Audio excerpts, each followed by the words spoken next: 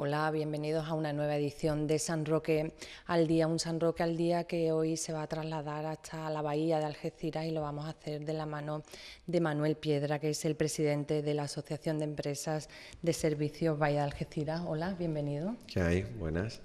Y también, como cada semana, nos acompaña Julio Ruiz, nuestro compañero en multimedia. ¿Qué tal? ¿Qué tal? Bienvenido.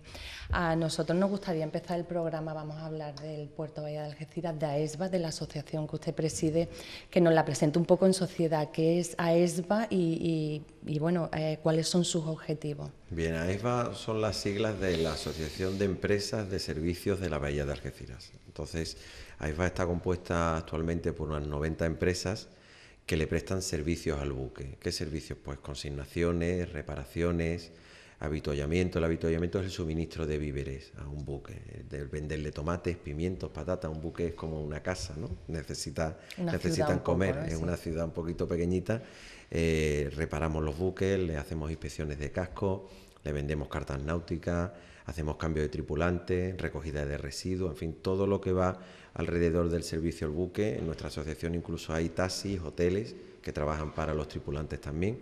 Pues todo eso es lo que está encajado en AESBA. ¿Y cuál es el leitmotiv de AESBA? ¿Cuál es su función primordial? Pues una asociación reivindicativa que nace con la intención de defender los intereses de los asociados, principalmente frente a las autoridades marítimas y portuarias, tanto autoridad portuaria, capitanía marítima, administración de aduanas, en fin, sanidad exterior, en fin, todos los departamentos y todas las instituciones con las que día a día tenemos ese roce, pues tener una unión y ser también canalizadores de problemas, pero también de soluciones para el sector. Al tratarse de unas actividades tan diversas, Sí. me imagino que en algunos casos también pueden darse hasta fricciones entre los mismos miembros de la asociación. ¿Cómo se solventa y cuáles son los casos así que pueden generarse? Sí, efectivamente, aunque AESBA es una asociación sectorial del puerto, dentro es multisectorial, porque nos podemos encontrar con un remolcador, nos encontramos con un amarrador, nos encontramos con lanchas de servicio, con consignaciones, y es verdad que como todos estamos prestándole servicios al buque, y hay distintos tipos de buques, distintos tipos de servicios, pues el que la asociación, por ejemplo, intente fomentar algún tráfico en detrimento de otro, pues puede perjudicar a ciertos componentes, ¿no? Un ejemplo muy básico es si yo lucho porque vengan muchos barcos a la bahía a fondear y no atraquen, pues los amarradores que son socios de la asociación dicen, oye, que yo facturo menos si el barco fondea porque no voy a amarrarlo, ¿no? Si resulta que yo apuesto mucho porque el barco atraque, porque los amarradores me tiran para que el barco atraque, pues en cualquiera de los muelles del puerto, las lanchas de servicios que van a atender a los barcos que están en fondeo me dicen, oye Manolo, que nosotros necesitamos que haya barcos en bahía porque si no, no puedo. Y bueno, ¿cómo se hace eso? Luchando por todo, ¿no? Al final tienes que luchar porque vengan muchos barcos y que luego sea la operativa la que decida si el barco va a atracar o va a fondear, en el ejemplo que os he puesto, ¿no? Y si el barco pues va a entrar, por ejemplo, en el dique exento, que es un dique que está atracado, pero que sin embargo los amarradores tienen que trabajar y amarrarlo, pero sin embargo como es exento, quiere decir que no tiene conexión por tierra y las lanchas tienen que ir también, ¿no? Y ahí al final tienes contento a las dos partes. Las empresas que están dentro de AESBA gira toda su actividad en torno al puerto de Algeciras. ¿Cuál es la importancia? Porque muchas veces el público en general o el resto de la gente de la comarca que no es de Algeciras o que no está tan cercana a esas instalaciones, nos perdemos un poco, me incluyo yo. ¿Cuál es la importancia del puerto de Algeciras, de la bahía, para la economía de la comarca? Bueno, la autoridad portuaria emite muchos informes, ¿no? Quizás el más potente sea que el 50% del empleo directo e indirecto de la comarca depende del puerto, ¿no? O sea, la mitad de las personas que tienen trabajo hoy, que es un lujo, ¿no? Y algo que agradecer, dependen de la autoridad portuaria, no de la autoridad portuaria, lo he dicho mal, del puerto de Algeciras, ¿no? La autoridad portuaria es la que gestiona, la administración pública que gestiona el puerto, ¿no? Pero depende de todo, de la comunidad portuaria. Esto es como el huevo o la gallina, ¿no? Si no hubiera barcos no habría empresas, pero si no hay empresas no vienen barcos, y si no hay una autoridad portuaria que ponga muelles a disposición, pues tampoco habría barcos. Estamos todos somos importantes, ¿no? Entonces ese es el número gordo. Pero ese es un número que yo creo que se pierde, porque el puerto es un árbol muy grande, muy frondoso, pero con raíces muy profundas y que están muy, muy diversificadas y que llegan muy lejos, ¿no? Incluso con los operadores nuevos, como TTI, por ejemplo, de la empresa Engine o con BOPA, pues todavía extendemos más ese potencial y esa importancia que tiene el puerto. Entonces yo diría que el puerto, no solamente para la comarca, sino para la comarca, para la provincia, para Andalucía, es importantísimo. Es un motor económico, es una locomotora que tira del tren, ¿no? Que ahora también está muy de moda el tren, seguramente siempre, me preguntaréis seguro. Algo. Pues es la locomotora potente que tiene el campo de Gibraltar, provincia, Junta de Andalucía, es el puerto, o sea que es importantísimo. Sí, pero sin embargo eso, como apuntaba mi compañera, no se refleja, no es que no se refleje, que no se, a lo mejor no se ha sabido transmitir al público en general, lo digo porque antes usted estaba apuntando. Ustedes son los que llevan los tomates, las patatas, entre otras cosas, a los barcos. Sí. Claro, los tomates y las patatas también se tienen que producir en tierra, o sea que muchas veces no se sabe explicar esto. ¿Tienen ustedes pensado cómo? Bueno, me imagino que este programa tiene que formar parte un poco de esa tarea, ¿no? Sí, efectivamente el puerto, es verdad que no voy a entrar en temas políticos, por favor, que no se me malinterprete, pero es verdad que el puerto está como de espaldas a la ciudad, que la ciudad ve una serie de contenedores, de unos cajones azules que se mueven, que vienen, que van, y una serie de barcos y tal, ¿no? Y en prensa sale algo, pero está como alejada, ¿no? No solamente las personas que están físicamente en el puerto y que trabajan físicamente en el puerto son conscientes de lo que se mueve y de lo importante que es el puerto, ¿no?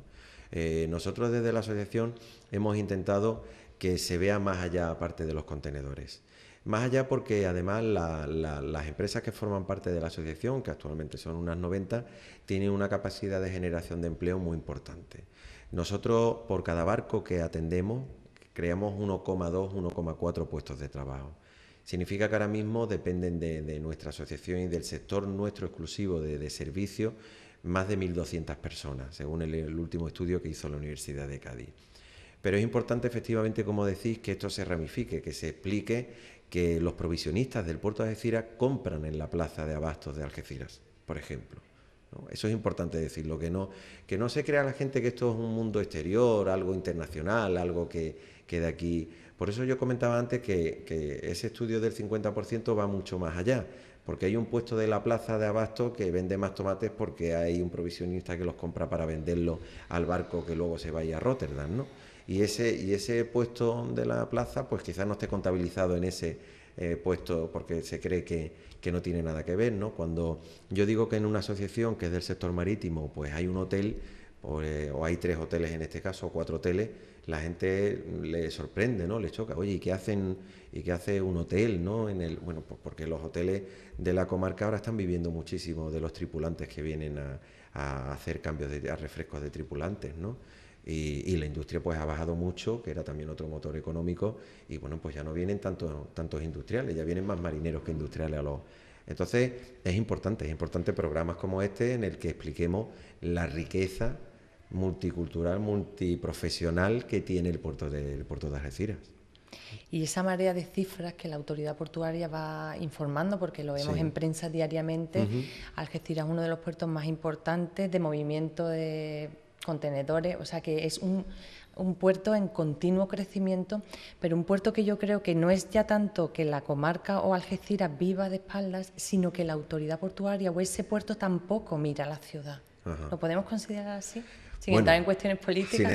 Sin entrar en cuestiones políticas, porque además yo soy miembro del Consejo de Administración de la Autoridad Portuaria, o sea que me siento también un poco frente a Autoridad Portuaria, ¿no? Bueno, yo lo que sí os puedo decir que la Autoridad Portuaria, por ejemplo, hace un ejercicio continuo todos los años de que miles de alumnos de la comarca visitan las instalaciones portuarias. Yo creo que eso es la clave, ¿no? Que la juventud conozca no solamente el niño chico que vea una grúa gigantesca y se maraville, ¿no? Con esa grúa, sino que el chaval que tiene 15, 16 años y que tiene que pensar en su futuro, que vea la riqueza que hay, como decía, de profesiones en el puerto, ¿no? Y eso es un ejercicio que está haciendo la autoridad portuaria. La autoridad portuaria tiene No es una fundación, pero sí actúa como una fundación para asociaciones benéficas, asociaciones culturales, asociaciones deportivas, pues con un presupuesto anual que hay, en el que pues hay un equipo de personas entre los que me encuentro que reparte ese dinero para acercar a nivel social, acercar las personas al puerto. Entonces, no puedo decir que la autoridad portuaria esté de espaldas a las personas, a la población, a la comunidad social del campo de Gibraltar. No puedo decirlo. Que el puerto como entidad, pues sí lo esté, pues quizá el puerto, pues bueno, también el puerto pues tiene unas medidas de seguridad muy estrictas, es un recinto aduanero, ahora es un recinto preparado para el antiterrorismo porque Estados Unidos no ha traído esa paranoia, ¿no?, del terrorismo. Y entonces, pues bueno, pues es muy difícil coger y que tú puedas pasear por un muelle fácil, ¿no? y ver un barco, pues el más grande del mundo, atracado en los muelles de Algeciras. Sé que es complicado, pero no puedo dejar sobre la mesa el que se diga que la autoridad portuaria está de espaldas, porque no, porque la autoridad portuaria hace mucho por traer al público de fuera, traerlo al puerto. Abrirlo, ¿no?, al público, sí, y a la población. Antes ya apuntó el tema del ferrocarril y del futuro del puerto.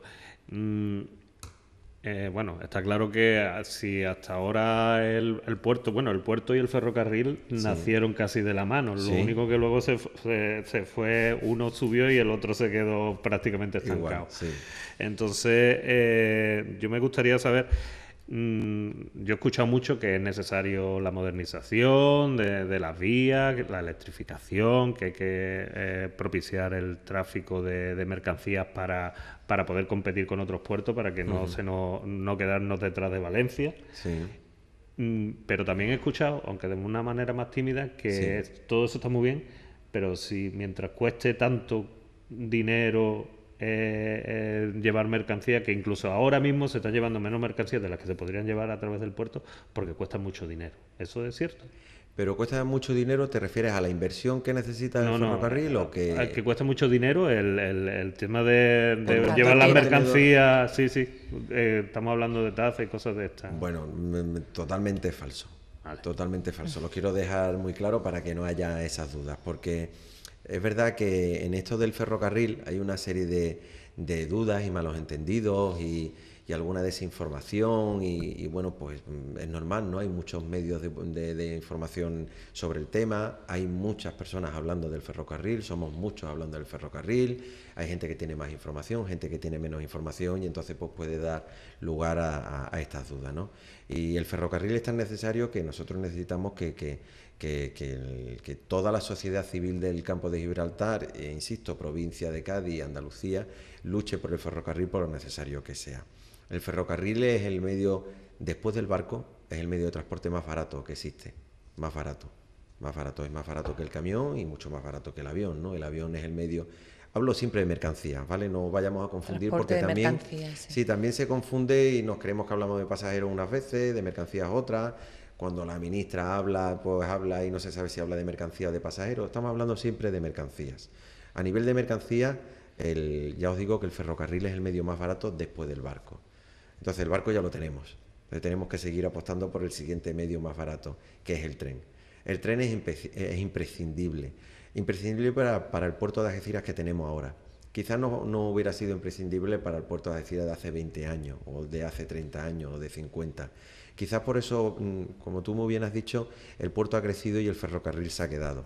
¿Por qué? Porque Algeciras siempre ha sido un puerto de transbordo. Un puerto de transbordo significa que viene un barco muy grande, con muchos contenedores, los deja aquí y luego vienen barcos muy pequeñitos que van repartiendo esos contenedores. Entonces la mercancía nunca ha entrado, nunca ha pasado la valla del puerto, ¿vale? Para que comprendáis. Pero con la llegada del TTI, de la terminal pública de Hanjin, las mercancías quieren pasar la valla. Y eso para el puerto de Algeciras es fundamental, es importantísimo, porque al pasar la valla estamos cautivando esas mercancías. Ahora mismo, como sabéis, enfrente tenemos un puerto, Tangermet, y ese puerto puede hacer, para transbordar, puede hacer lo mismo que Algeciras. Ahora mismo en la situación logística da exactamente igual que un barco muy grande venga a Algeciras, deje contenedores y otros pequeños se los lleven, a que lo haga en Tánger. Es la misma operativa. Pero si nosotros conseguimos que las mercancías crucen la valla y seamos un centro de distribución para Europa a través del ferrocarril, cautivamos cautivamos esa mercancía y cautivamos esos barcos y hacemos que el crecimiento del puerto sea consolidado. Por eso es tan importante el tren. Vamos a hablar del tren, de lo necesario que es para que se convierta el puerto de Algeciras en un centro de distribución, pero también tenemos que hablar de la zona de la ZAL, de la zona de actividades logísticas, porque ese instrumento ya está puesto a disposición del puerto. ¿Qué importancia puede tener el desarrollo de la ZAL? Es fundamental. El tema de la zona de actividades logísticas es fundamental porque las mercancías necesitan cierta preparación, cierta transformación, cambiarlos de ubicación, cambiarlos de tipo de contenedores en los que vienen. Hay compañías que traen una mercancía y luego se la tienen que llevar otras compañías diferentes y por lo tanto pues hay que coger y transformar de un sitio, de un contenedor de una compañía, pasar la mercancía a otro contenedor de otra compañía. Entonces, para eso es una zona de actividades logísticas. Ahí necesitamos, para transformar, no es que ahora vayamos a construir aquí televisores, no estamos hablando de eso. Estamos hablando de que el televisor que viene tenemos que cambiarlo de embalaje, ponerle otro embalaje y volverlo a mandar. Y necesitamos la zona de actividades logísticas para eso. Necesitamos que el ferrocarril entre en la zona de actividades logísticas para que el contenedor que llega al muelle vaya por ferrocarril a la zona de actividades logísticas. ¿Por qué? Porque abaratamos los precios, porque como os he dicho, es el medio más barato de transporte después del buque, abaratamos el coste y somos más competitivos frente a otros puertos como Barcelona o Valencia, que lo que están pidiendo es el tercer y cuarto ramal de ferrocarril, no la primera línea, sino el tercero y el cuarto. Y usted, que me imagino que como empresa, o sea, que como asociación del sector, conocerá bastante la potencialidad de la ZAL, ¿de qué estamos hablando? ¿De cuántas empresas se podrían instalar? Empresas nuevas, porque a lo mejor alguna empresa que ya está operando dice, bueno, me voy allí porque tengo mejores instalaciones. ¿Cuántos puestos de trabajo, así, a grandes rasgos? Lo digo, bueno, yo sé que es un proyecto que tiene varias fases. Efectivamente. Nada más que está desarrollada la fase de los barrios, que podremos decir que es la administrativa, y los cimientos de la de San Roque, pero luego hay más fases. O sea, mira, en la ZAL, dependiendo del tamaño de empresa, podemos hablar de decenas o centenas de empresas, ¿vale? Dependiendo del tamaño y de las necesidades que tengan. Hay empresas que ya han anunciado su posicionamiento, por ejemplo, para transformaciones metalúrgicas y necesitan mucho espacio, y hay otras empresas de paquetería, de transformación de paquetería, que necesitan menos espacio, necesitan módulos de 200 metros, y entonces pues dependiendo cómo vayamos dividiendo el trozo que tenemos y las fases que vayamos consiguiendo, podemos ampliar más o podemos ampliar menos. Yo te puedo decir que la fase que ahora mismo está muy operativa, que son los edificios que vemos todo el mundo y en la zona de concesionarios de coches y tal, hay una sola empresa que ha fijado su central mundial aquí y que va a generar 180 puestos de trabajo. Y yo estoy hablando de una sola empresa. O sea, que hay que coger la calculadora y multiplicar, ¿no? Son muchos miles de puestos de trabajo lo que puede crear la operativa de la ZAL, pero como todo depende de todos, pues todos necesitamos el tren, todos necesitamos el barco, todos necesitamos el ZAL, necesitamos que todo vaya encajando, ¿no?, en su tiempo, porque la ZAL sin el tren no funciona, el tren sin la ZAL tampoco, el puerto sin el tren tampoco, el puerto sin la ZAL tampoco. Necesitamos que todo vaya a cierto ritmo. Y la verdad es que ahora lo que se nos está quedando atrás pues es el ferrocarril, desgraciadamente. Perdón, y bueno, ¿y cómo ven ustedes las perspectivas a tenor de las últimas declaraciones por parte del Ministerio? La verdad que no está muy claro. Unos dicen que es mucho dinero, que el dinero es suficiente, otros que son 4 duros, como el que lo dice de una manera quizá demasiado coloquial. ¿Cómo ven ustedes que están ahí? ¿Cómo está la cosa? Bueno, nosotros los empresarios, lo único que podemos hacer es luchar porque se nos oiga en donde se nos tiene que escuchar. En este caso hay una parte muy importante que es Bruselas, que ya nos ha escuchado y que ya ha puesto, como se suele decir, negro sobre blanco, ¿no?, cómo tiene que ser el eje, cómo tiene que ser el ferrocarril, por dónde tiene que ir, por dónde tiene que circular. Y ahora tenemos que conseguir convencer al gobierno central de que en ese reparto que está haciendo del dinero que tiene, del presupuesto que tiene, que no traiga 1 a Algeciras y no lleve 10 al norte, a Valencia o a Barcelona, o que invierta más en mercancías que en pasajeros ahora mismo, que comprenda la potencialidad que tiene el primer puerto de España y el primer puerto de Europa, y uno de los puertos que va a entrar en el selecto club de los puertos que superan las 100 millones de toneladas en Europa. Solamente hay 3 ahora mismo y nosotros vamos a convertirnos en el cuarto muy pronto, y convencerlo. Y para eso pues tenemos que estar unidos todos los empresarios. Esto no es un trabajo exclusivamente de la Asociación de Empresas de Servicios de la Bahía, es un trabajo que está liderando y además muy bien la Federación de Empresarios del Campo de Gibraltar.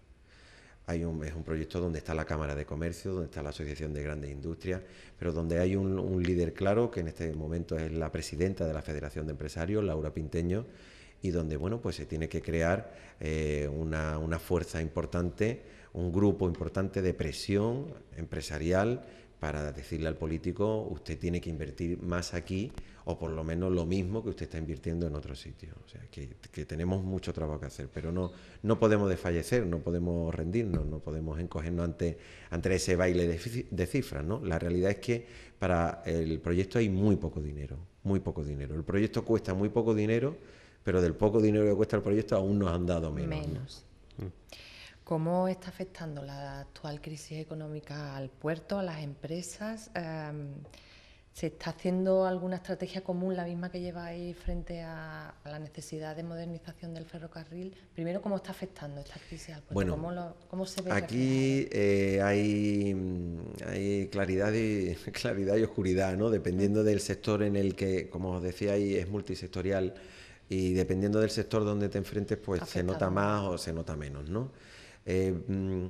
Yo diría que en general hemos pasado una crisis en el puerto con una bajada de tráfico importante, una crisis que yo creo que ya hemos superado ampliamente. El año pasado batimos todos los récords de toda la historia de los 100 y pico años del puerto, los batimos el año pasado. Ahora hay unas cifras del primer trimestre de bajada de tráfico, pero yo creo que es algo puntual, que no tenemos que alarmarnos, no volvemos a tener crisis. Como os digo, vamos a convertirnos en el cuarto puerto que supere los 100 millones de toneladas. Entonces, no tenemos, digamos, una crisis generalizada. ¿Qué tenemos? Una crisis puntual que puede ser por la competencia que tenemos en Tánger con el tema del portacontenedor. ¿Qué crisis tenemos puntual? Bueno, pues que TTI no llegue a un acuerdo con los estibadores, que TTI no tenga el tren, que TTI pues le falte financiación, porque hay un estado general, y ahí metemos por la crisis general, pues falta dinero para todo el mundo, los bancos no tienen dinero para casi nadie, entonces tampoco tienen dinero para TTI. Y entonces, bueno, pues tenemos una crisis en el contenedor porque no se ha ido a la segunda fase por completo, se ha pedido un tercio y el Consejo de Administración pues tendrá que decidir qué es lo que hace, ¿no? Pero bueno, al mismo tiempo, a los 3 días de que TTI dijera no puedo ir a la fase B, pues se inaugura Vopak, una terminal de graneles líquidos con una capacidad de 400.000 metros cúbicos, de más de 400.000 metros cúbicos, y con un estudio ambiental sobre la mesa planteado para ampliar hasta 1.200.000 metros cúbicos. Que significa traer muchos barcos, a barcos que no van a venir con cajones, pero barcos que van a venir con petróleo, ¿no?, para vender. Entonces, por eso te digo que dependiendo del sector donde nos movamos, pues podemos notar más la crisis o menos, ¿no? Si una línea de portacontenedores decide, como ha decidido una recientemente en enero, desviar parte de sus barcos a Tánger, pues el consignatario, el taller, el inspector, la empresa de buceo que trabaje con esa línea, pues sufre un golpe de crisis. Pero bueno, si mañana resulta que vuelve esta línea, pues volvemos a estar. Entonces está esos claroscuros que tenemos luces en el exacto, esas luces y sombras. Vamos a hacer una pequeña pausa para la publicidad. Seguimos después de esta pausa hablando con Manuel Piedra.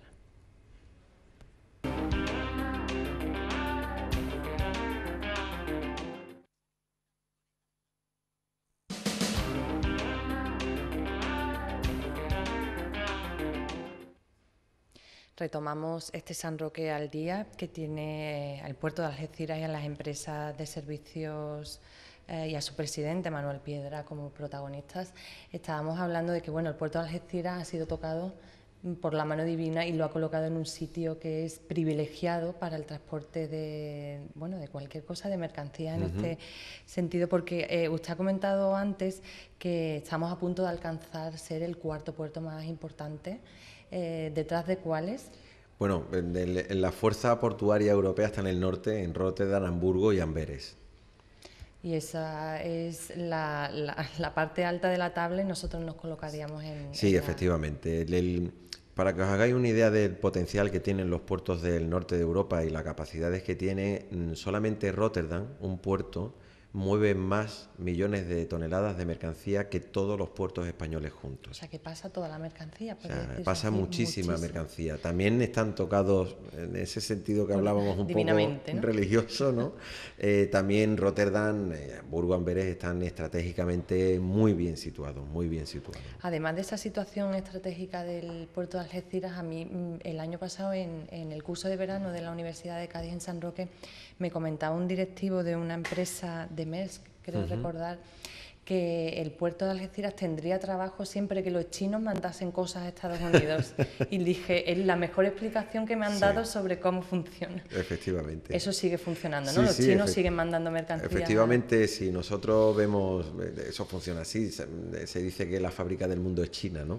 Y efectivamente funciona así. Si nosotros vemos el mapa mundi y lo vemos de frente y lo partimos en norte y sur y este-oeste, las líneas, todas las líneas pasan por el puerto de Algeciras, todas las líneas pasan por el estrecho de Gibraltar. La ampliación, por ejemplo, del canal de Panamá es algo que a nosotros nos va a beneficiar enormemente, porque van a pasar por el canal de Panamá, van a pasar por el estrecho de Gibraltar, van a pasar por el canal de Suez, van a pasar por el estrecho de Malaca y unas grandes líneas que se llaman en inglés alrededor del mundo, around the world, que van alrededor del mundo y van pues haciendo eso, pues trayendo mercancía de China, vendiéndola y distribuyéndola, ¿no? Ese es el potencial que tienen los puertos que hemos mencionado antes, que están en los centros de distribución de todo un mercado como es Europa, tan importante, ¿no? O sea que sí, que ese es el secreto, ¿no? Ese es el secreto. Eso es lo básico. Eso es lo básico, sí, efectivamente. Yo querría preguntarle sobre, bueno, unas declaraciones recientes, o una noticia reciente que ha sido la presentación, que bueno, se presentaron en diciembre, de alegaciones por parte del Ayuntamiento de San Roque al proyecto de VTTA de construcción de 21 grandes tanques de combustible. Vamos, estamos hablando, está en el término municipal de Los Barrios, está en la parte de la desembocadura del río Guadarranque, que da a Los Barrios, al lado de la térmica, o del ciclo combinado, pero a 100 metros de la barriada de Guadarranque, entre las alegaciones, le ha explicado el alcalde de San Roque, Juan Carlos Ruiz Boye, obedecen a dos cuestiones. Por un lado, obedece a cuestiones de seguridad. Claramente ha dicho que la barriada de Guadarranque y esas instalaciones no son compatibles. La vida en la barriada de Guadarranque de las familias, de las más de 40 familias, y esas instalaciones no son compatibles. Y por otro lado, ha alertado de que esto supone dar un paso en las pretensiones de algunas grandes empresas con mucho interés en la zona de acabar con la transformación del petróleo en combustible aquí en la zona para dedicarnos, para que esto sea un gran almacén de combustible en la que vengan los barcos, se surtan y se vayan. Usted como representante de una asociación que agrupa empresas que suministran a los barcos, me imagino que algo tendrá que decir. Hombre, yo tengo que decir primero que ojalá, ¿no? Que ojalá seamos una instalación de suministro de combustible a los buques importante porque el suministro de combustible al buque, ya hemos hablado antes del tren, voy a me permitir que utilice el mismo símil, es la locomotora que tira de un montón de vagones donde están el resto de servicios que yo he mencionado, ¿no? El barco, lo que manda al barco es donde va a tomar combustible, es lo fundamental. Y luego, una vez que para tomar combustible, yo siempre lo explico con un símil del coche, ¿no? Vamos a Sevilla y nos hace falta llenar el tanque, paramos en un área de servicio y aprovechamos, tomamos un café, ya, oye, pues si el cristal está muy sucio le echamos un manguerazo para limpiar el cristal. Y bueno, pues antiguamente te miraban el aceite, ¿no? Y si tienes que comprar algo, pues compras unas patatas fritas o tal. Compras un DVD, ya ahora mismo las áreas de servicios son como en fin, como grandes mini supermercados, grandes supermercados, es espectacular, ¿no? Pues un coche que funciona así, un barco funciona del mismo modo. El barco toma combustible y después pues decide hacer el cambio de tripulantes en el mismo sitio donde toma combustible, o hacer una inspección submarina, comprar víveres, los tomates y los pimientos que hablábamos antes, el habituallamiento y aprovisionamiento que llamamos, tomar aceites lubricantes, en fin, todo eso, ¿no? Arreglar, como nosotros estamos en un paso que los barcos entran y salen del Mediterráneo, nos utilizan mucho para dejar a lo mejor una pieza que hay que reparar y cuando vuelven pues la recogen, ¿no? Y mientras van y vienen nosotros les reparamos la pieza. Entonces ojalá, como dice el alcalde, ojalá convirtamos el puerto de Algeciras en un gran centro de de suministro de combustible. Eso por un lado, ¿no?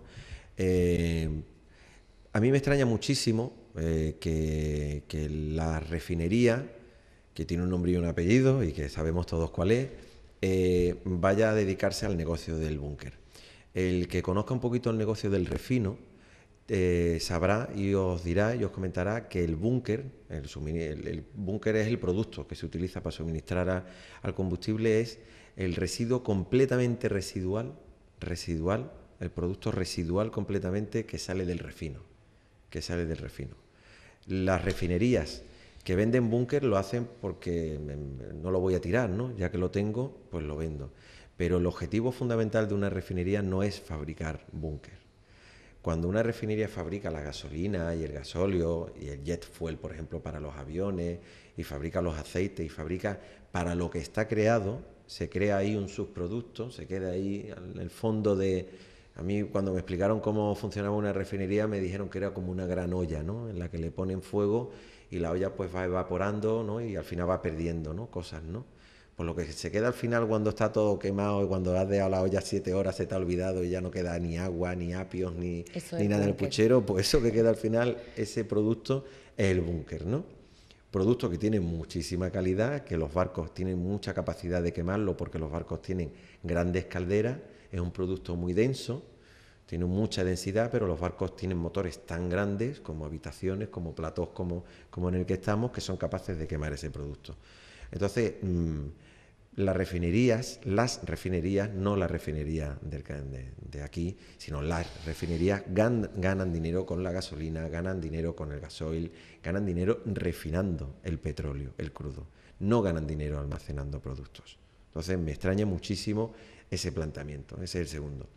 El tercero, como os he dicho antes, un barco da un puesto de trabajo, da 1,2, 1,4. Algeciras tiene al año unos 1.000 barcos que vienen a tomar combustible y tenemos 1.240 puestos de trabajo con esos 1.000 barcos. Gibraltar mete 10.000 barcos al año para tomar combustible, 10.000 barcos al año. Yo creo que sería muy importante que el alcalde y que los políticos en general sopesaran 12.000, 14 o 15.000 puestos de trabajo frente a 40 familias que efectivamente que a lo mejor hay que coger y trasladarlas de sitio y hay que ponerlas en un sitio acorde, seguro y en fin, y acondicionado y como cualquier persona quiere vivir, ¿no? Pero yo creo que hay que poner en la balanza lo que supone la llegada de VTTI, la llegada de Bopas, que ya ha llegado, la ampliación de TTI, hay que suponer lo que... Porque luego todos queremos comprarnos nuestro pantalón vaquero, luego queremos comer, queremos coger nuestro coche e irnos de vacaciones, todo el mundo quiere trabajo, todo el mundo quiere una calidad de vida como es lógico, todo el mundo quiere... Pero bueno, tenemos que sopesar y tenemos que ver si lo que tenemos que hacer es decirle que no a un VTTI que puede traer 8.000, 9.000, 7.000 barcos al año más al puerto de Algeciras y por lo tanto una media de 10.000 puestos de trabajo más estable al puerto de Algeciras, o coger y decir, oye, pues tengo que hacer 40 casas en tal sitio de mi término municipal y dejar esa zona que está muy industrializada. O sea, no es que digamos que sea una zona, no tenemos un campo de golf y en el campo de golf vamos a meter una terminal de almacenamiento de hidrocarburos, sino una zona que desgraciadamente o afortunadamente está muy industrializada, pues sopesar eso, ¿no? San Roque ya vivió un exilio, entre comillas, de la colonia, pegada a las instalaciones de refinería, que tardó muchísimos años en ser trasladada a la población a las nuevas viviendas. O sea, ¿qué experiencia? ¿Qué experiencias en esos casos tenemos? San Roque sí que tiene. Experiencia dolorosa por sí. los vecinos, que eso también hay que tenerlo. Claro, tiene que haber un equilibrio, tiene que haber un equilibrio. Nada puede pasar por encima de otra cosa, ¿no? No puede haber unos intereses que pasen por encima. Pero yo creo, y más en la situación actual que está este país y que está esta comarca con estos índices de paro tremendos, yo creo que hay que coger una balanza y equilibrar, informar, enterarse de lo que es un tanque y de lo que almacena y de lo que no almacena, de las medidas de seguridad. Y yo creo que hace falta hacer un ejercicio de reflexión antes de decir, mira, como aquí hay 40 personas, pues 40 familias, pues automáticamente digo que no. Vamos a pensarlo, ¿no? Vamos a intentar hacer compatible donde nos ha colocado Dios con todo lo demás, ¿no? Porque claro, yo yo apostaría ahora mismo porque fuéramos totalmente verdes, porque solamente tuviéramos, pues no sé, campos de golf, o que solamente tuviéramos turismo rural, que solamente tuviéramos casas rurales, pero bueno, es que en el año 70 se tomó una decisión política, se apostó por poner aquí una refinería, también estaba el Peñón, que influyó, y tenemos este camino, y llevamos 100 años así. Entonces, bueno, ahora es muy difícil romperlo todo, ¿no? Y darle la vuelta. Borrón y cuenta nueva. Claro. Hablaba usted antes de Gibraltar, sí. de esa cifra pues bastante desequilibrada de los 1.000 buques que entran a repostar en la bahía y los 14.000 ha dicho que 10.000 en Gibraltar. Sí. Se está luchando contra algo o contra alguien que juega con mucha ventaja. Bueno, juega con unas reglas de juego distintas.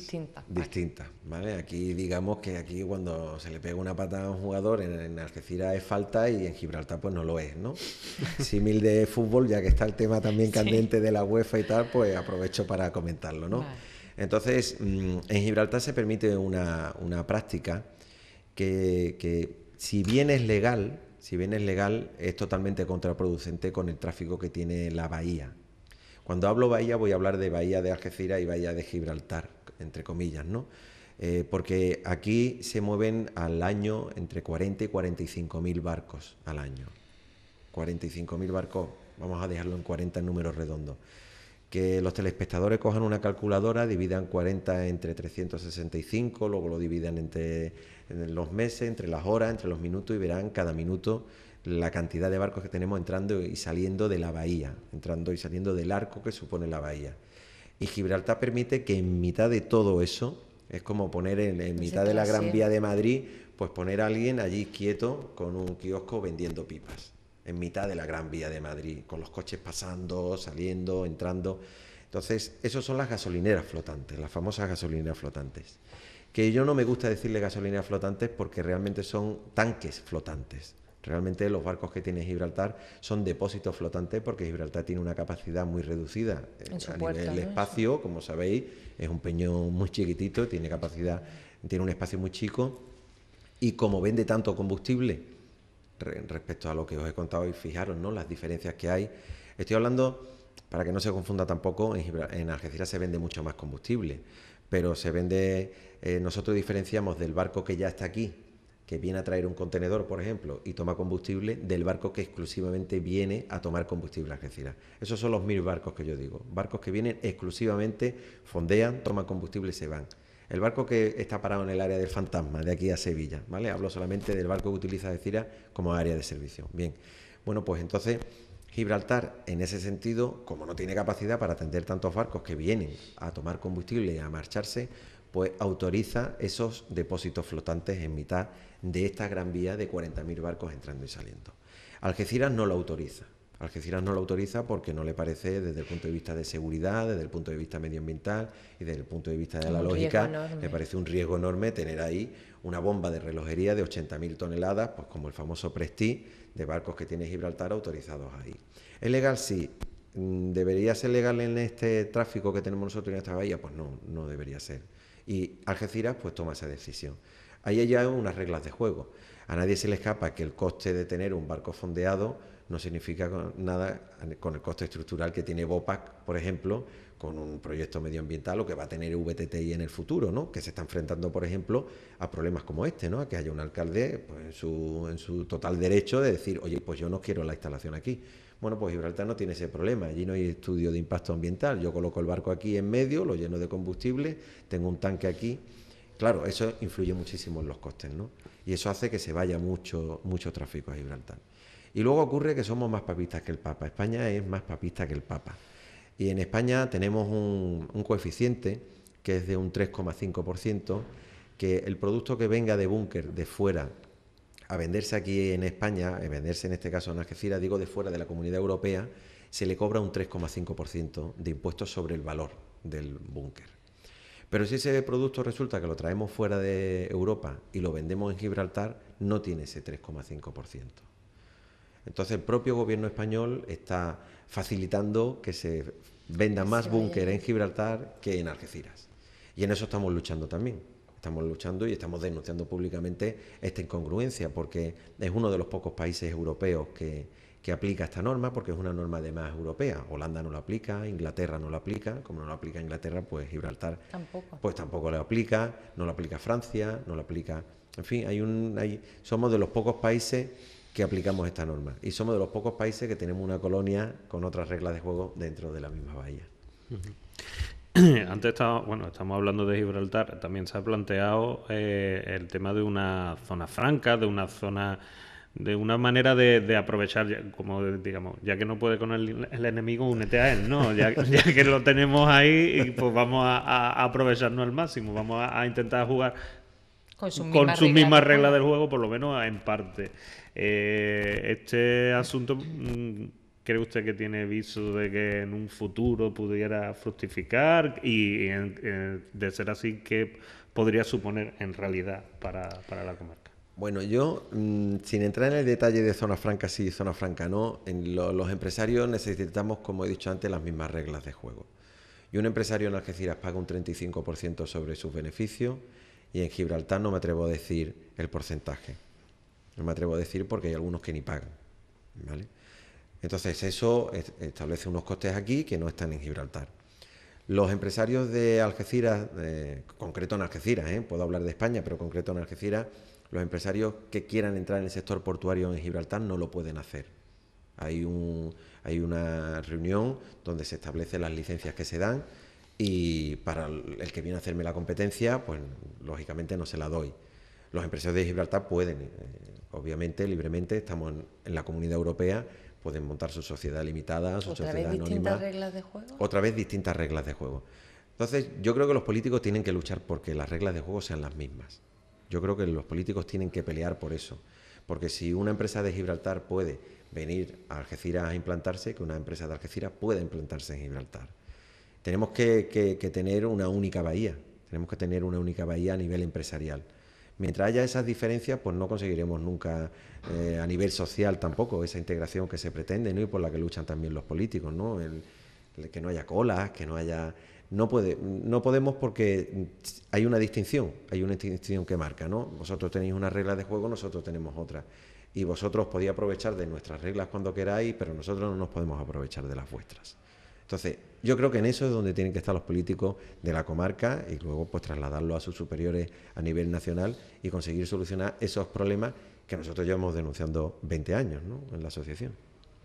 Otra de las cosas que en los últimos días que me estaba informando para hacer esta entrevista, están luchando también desde AESBA para superar esas dificultades a la hora de atraer el cambio de tripulaciones al puerto de Algeciras. ¿Qué pasa con las tripulaciones que no quieren venir al puerto de Algeciras? Bueno, pues seguimos con el mismo tema de diferentes reglas de juego. Este tema también tiene que ver con Gibraltar. Tiene que ver también con Gibraltar. Nosotros somos territorio Schengen, somos territorio europeo, ¿vale? Es un acuerdo donde, bueno, pues nos podemos mover libremente, ¿verdad? Cuando vamos a Portugal, pues pasamos y no nos para nadie, no nos pide nadie el pasaporte y de repente, joder, estamos en Portugal, ¿no? ¿Por qué? Porque estamos en territorio Schengen, somos ciudadanos Schengen, nos movemos. Las tripulaciones que vienen a los buques son tripulaciones que son no Schengen, son países que no están en el acuerdo Schengen. Filipinos, indios, en fin, tripulantes que no están en Schengen. Para que un tripulante venga a Algeciras a embarcar a un barco que está en Algeciras, ya sea atracado, ya sea fondeado, que esté en Algeciras a nivel administrativo, tiene que ir a la embajada española en Filipinas, pongamos un filipino, tiene que ir a la embajada española en Filipinas y pedir un visado para poder entrar en territorio Schengen. El funcionario de la embajada le dice, muy bien, yo te lo voy a tramitar, y lo pone pues en el montón de papeles que tiene la embajada de España en Filipinas para tramitar papeles. Cuando llega el turno del visado de ese tripulante, han pasado de 2 a 3 semanas y el barco ya está en Rotterdam. El barco ya ha pasado por delante de Algeciras, ha pasado por el estrecho, ha entrado en Rotterdam, ha salido, ha vuelto, ha estado en Canadá y ha vuelto otra vez, y el filipino todavía no tiene el visado.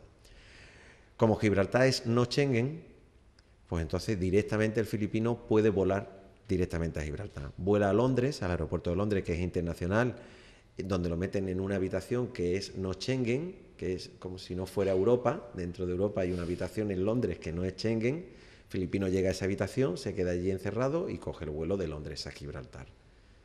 Eso ha supuesto una variación de 1,5 millones de euros de facturación de pérdida de los consignatarios, hoteles, taxis y agencias de viajes de Algeciras, y ha supuesto que los hoteles de Gibraltar estén saturados de tripulantes y estén subcontratando a los hoteles de la línea para poder darle salida a todo esto.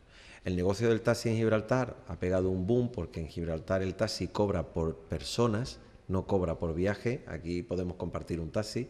En Gibraltar no. Te cobran por en Gibraltar persona. te cobran, si van 3 personas, pues cada una tiene que pagar, con lo cual allí compartir un taxi es un poco absurdo, ¿no? Es que eso es lo que iba a Es decir. un poco absurdo, ¿no? Van... Pero bueno, sin embargo, sí se hace. Los consignatarios, como es lógico, contratan un taxi y en ese taxi pues meten 3 o 4 personas, ¿no? Y entonces, bueno, pues el negocio del taxi, el negocio de la agencia de viajes, el negocio del hotel en Gibraltar ha pegado un subidón impresionante y en Algeciras pues ha bajado por esta política. ¿Qué es lo que le decimos nosotros a la administración? Que no entendemos esta política cuando el filipino llega, porque cuando el filipino está en Algeciras y se va a Filipinas, de 6, 7, 8 horas tiene el visado, porque el visado se hace desde aquí. No entendemos por qué el visado de entrada no lo puede hacer también la policía aquí, las policías de extranjería aquí. Si entendemos que es un problema de inmigración ilegal, el filipino se nos puede perder tanto cuando llegue como cuando se vaya. Si es un problema de seguridad, de antiterrorismo, creemos que es más fácil montar una bomba en un barco y dejarla en Algeciras e irme a Filipinas que traer la bomba desde Filipinas a través de un montón de aviones con la seguridad que hay en los vuelos, ¿no? O sea, que creemos que incluso es más peligroso cuando el filipino llega que cuando el filipino se lleva, ¿no? Y entonces en eso estamos luchando. Nos quedan 5 minutos, menos, creo, menos. Bueno, tiempo. pues simplemente apuntar... precisamente el territorio del término municipal de San Roque concentra dos negocios o dos actividades bastante importantes también desde el punto de vista portuario. Por un lado están los astilleros y por otro lado está la zona de Greenavis con todo su potencial a la hora de construcción de grandes estructuras de hormigón para los puertos. Esto que supone, qué perspectiva y qué genera también a la comarca. Y claro, siempre que me imagino que ustedes lo controlarán, ¿no? Que ustedes lo incluyen dentro de su asociación. Bueno, el puerto de Algeciras ha tenido dos importantes construcciones en la zona que comentas, en Campamento, antiguo Greenavis, y lógicamente han dejado muchísimo dinero en la comarca, muchísima riqueza, muchísimo empleo. Pero nosotros creemos en que la zona de Campamento hay que darle un trabajo más estable, un tráfico que sea estable, que no estemos dependiendo de una gran construcción, de una gran obra, que por ejemplo ahora con la crisis pues estamos viendo que se retrasa y que no llega nunca, ¿no? Porque no se pueden hacer grandes inversiones. Y Greenavis tiene que recuperar para lo que fue creado, que fue como reparaciones, que fue para construcción y reparaciones. La construcción hoy hay que olvidarse de la construcción naval porque está en Asia, no podemos competir. La construcción, bueno, pues no, ya se han visto además las ayudas europeas están creando muchos problemas a los navieros y a los astilleros, y nosotros tenemos que concentrarnos en reparaciones, ¿no? El astillero de Cernaval es un astillero de reparaciones, no un astillero de construcción. Nunca lo ha querido hacer, no lo quiso hacer y no lo querrá hacer porque sabe que el negocio no está ahí. El negocio está en la reparación, en el mantenimiento de buques. Nosotros estamos en el paso de grandes plataformas petrolíferas y de buques que apoyan a esas plataformas petrolíferas, lo que nosotros le llamamos el tráfico offshore. El offshore es un tráfico que ni siquiera en la crisis ha bajado. El portacontenedor ha bajado, el granel líquido ha bajado, el sólido ha bajado, todo el mundo, todos los tráficos han bajado en la crisis, menos el tráfico de offshore. Y estamos, pues bueno, pues como si estuviéramos aquí, tuviéramos un puñado de caramelo y no quisiéramos extender un poquito la mano a cogerlo. El planteamiento que nosotros le hacemos a Autoridad Portuaria y a las instituciones es que Campamento tiene que ser un centro especializado de reparaciones, que sea un centro habilitado para reparaciones, y que eso da mucho dinero y mucha riqueza y mucho empleo, pero de manera continuada, no en picos de sierra como hemos tenido con estos grandes proyectos. ¿Que viene un gran proyecto? Pues bienvenido será, porque era. Pero eso es, si me permitís, con todo el perdón de la expresión, eso es un pelotazo. Nosotros no queremos un pelotazo, necesitamos mantener el empleo de una manera estable, ¿no? Y una riqueza de manera estable, no que ahora vengan un montón de subcontratas de un montón de sitios, todo el mundo facture, todo el mundo cobre, se vaya a la obra, muy bien, pero luego, ¿qué pasa? Sigue el parado aquí en San Roque, o sigue el parado en la línea, o en Algeciras o en los barrios, ¿no? Y ese es el perfil que nosotros queremos para Campamento. Manuel Piedra, presidente de AESBA, muchísimas gracias por haber acudido a los a los estudios de Canal San Roque Televisión, a San Roque al Día, y esperemos haberles podido acercar a todos pues esa imagen del puerto y de las empresas para que lo entiendan. Yo os tengo que agradecer porque este ejercicio lo tenemos que hacer mucho y la verdad es que es de agradecer que nos invitéis y que podamos hablar del puerto y de la otra cara del puerto, ¿no? Muchísimas gracias. Gracias a vosotros. Julio Ruiz, muchísimas gracias. De nada. Y a todos ustedes les esperamos la semana que viene con un nuevo San Roque al Día. Gracias.